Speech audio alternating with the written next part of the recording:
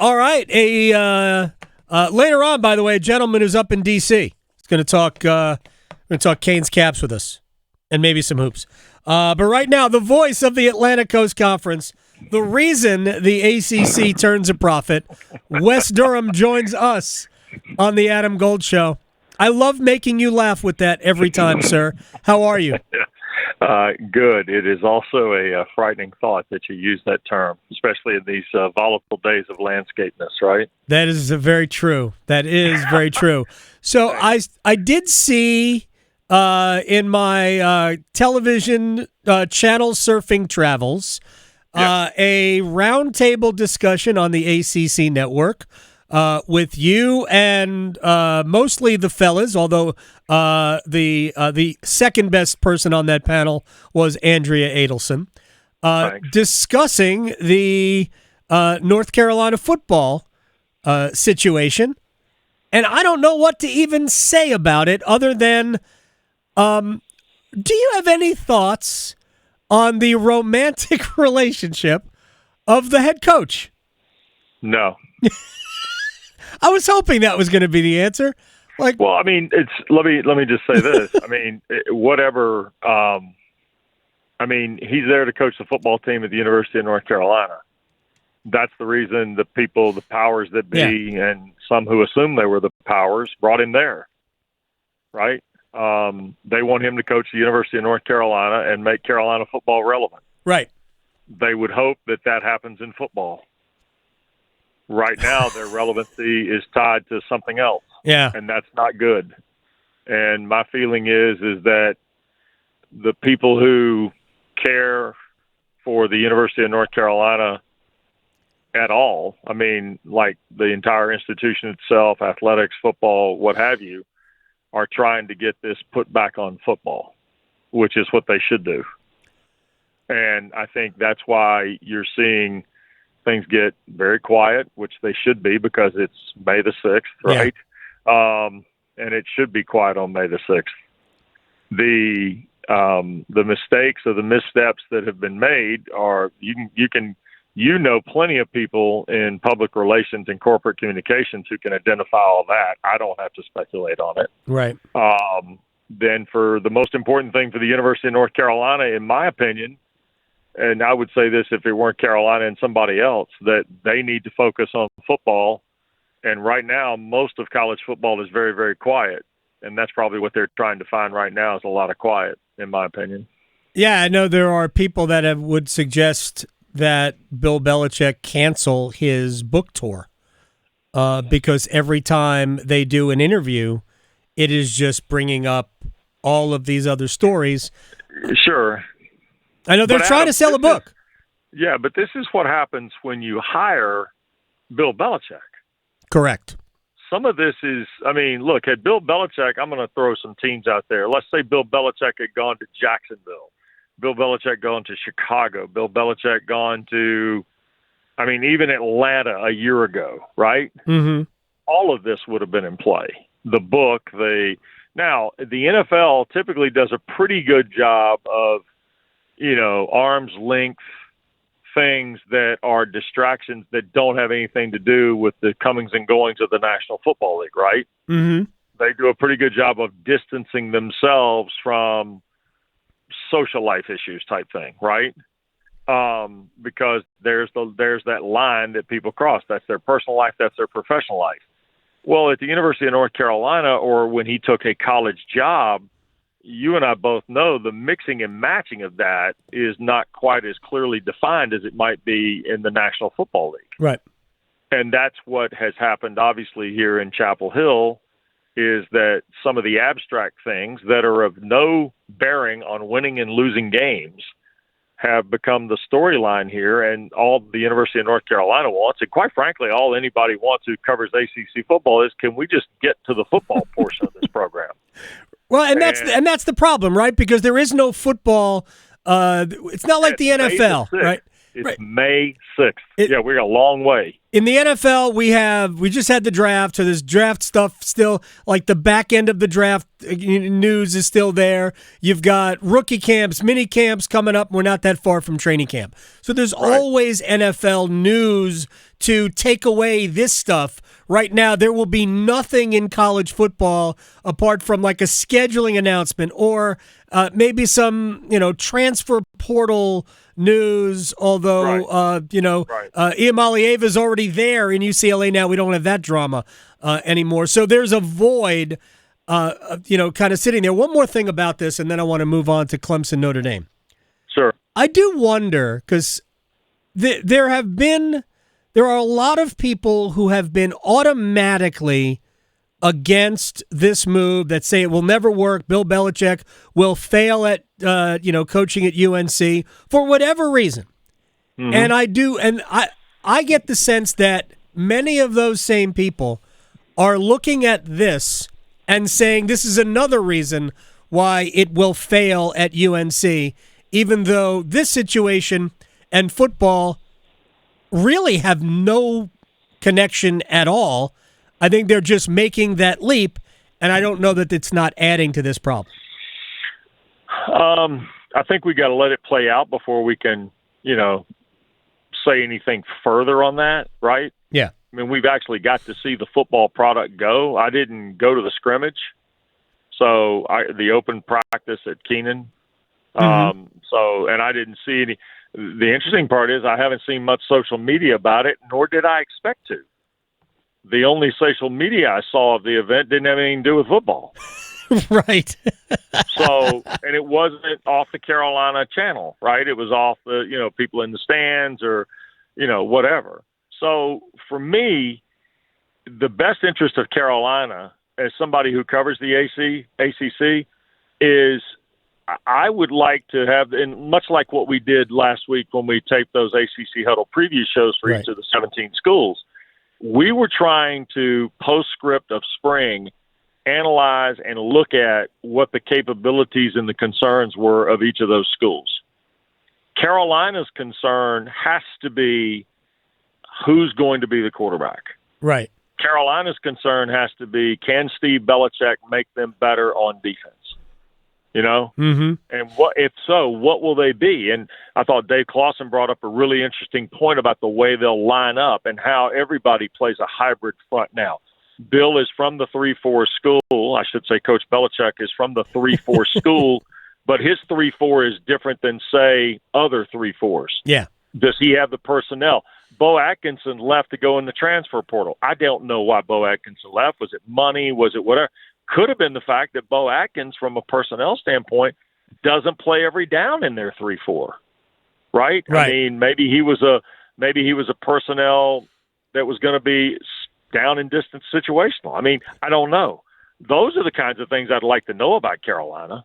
Right. In addition to, is Goss going to be the running back? Is it going to be a scenario? I'd like to kind of know where the wide receiver thing. Now that Gavin Blackwell's transferred, who's the fastest guy on the team? Gavin Blackwell was a guy who could stretch the field north and south, according to Mac Brown and Chip Lindsey a year ago. So I'd like to know who's the capable guy to stretch the field, and how good do they think they're going to be in the offensive and defensive line. And look, oh, by the way, Josh Hoover's coming in here with TCU on Monday night, Labor Day night, and TCU going to be pretty good now. I mean, Carolina will have to be buttoned up, and I think they're going to be well coached. I think that does translate. Yeah. And I think that if you look at their staff, they're interesting from that standpoint in the staff composition. We talked a little bit about that on the show last week. But I do believe, as others say, the schedule is there for the taking in the front half, sans Clemson, if they've got their act together. Wes Durham is joining us here on the Adam Gold Show. He is the reason that the conference turns a profit. Now, great. I'm going to Amelia Island Monday, and I'm going to be met with, hey, by the way, I hear that you're the reason we make money. That's right. People are going to be hitting you up for loans. It's a falsely reported rumor. Here's the you did 17 of those. I'm having a hard time processing how long it took to record all of those. We'll have to have that discussion another time. Okay. That's got to be 3 days worth of recording. All right, let me ask you about Clemson versus Notre Dame, because I'm pretty sure that it was either our last discussion or the one before where we got into the fact that the league needed to do scheduling better. Now, this is not the league doing this. This is Clemson and Notre Dame doing this independent of the league, but it definitely impacts the league because those Clemson games are part of the ACC's package. Sure they are. And exactly. And this is what we talked about when all the stuff was announced from the legal perspective, right? Yep. We talked about the potential, and it was reported that there might be potential scheduling models that allowed Notre Dame to perhaps take a stronger foothold as to who they played in the league. They should. And the interesting thing for me about this is that we are on the verge, and I don't know that – I mean, you've read, obviously, Brandon Marcello's articles on 20 to 18 with basketball. Yes. But I would say this. If I'm watching this happen in football, I'd like to know how we can possibly manipulate some of this in basketball too. Me too. I would do. First of all, I love Clemson, Notre Dame playing in football every year. I hope that we get similar thing, maybe not identical because it'd be hard for Notre Dame to do that with Florida State, for Notre Dame to do that with Miami. North Carolina could be part of that equation, Good. Especially as if Belichick does take UNC football to another level. I think that scheduling is, and I'll fold this into basketball here in a sec, Okay. but scheduling should be made not with the idea of making you better for playoffs or the NCAA tournament. Scheduling should be made to make your television package better and to appeal to your fans better.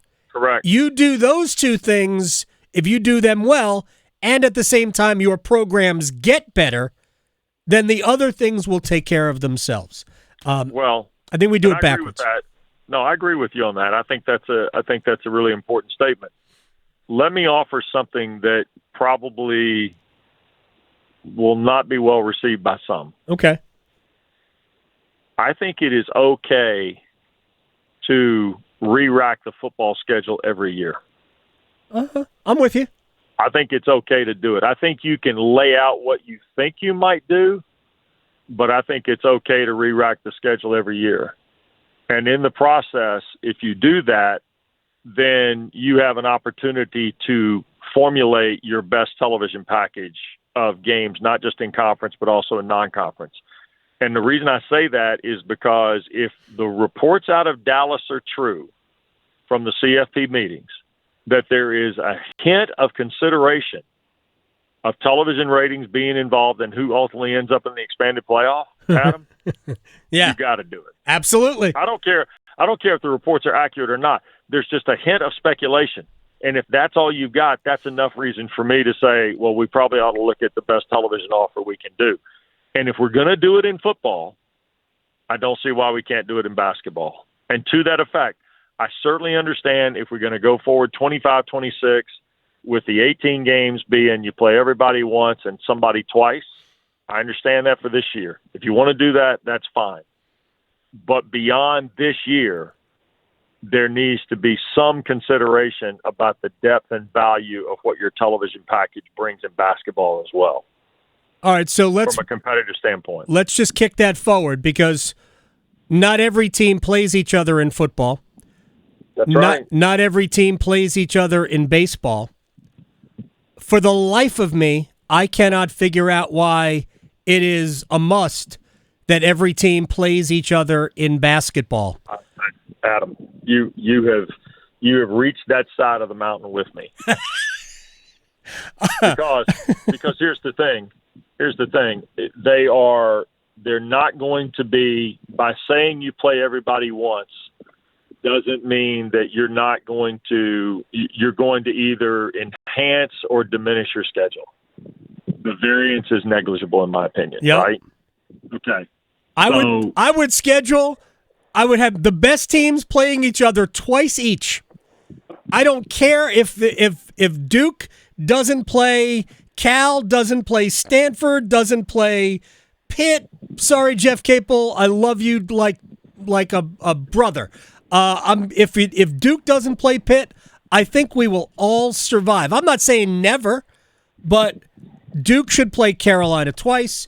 Duke, I think, is certainly in this the way Will Wade is resurrecting the roster for NC State. Duke and the Wolfpack should play twice. We shouldn't lose those absolute rivalries because we must play SMU once in a schedule. No, we don't need to have that.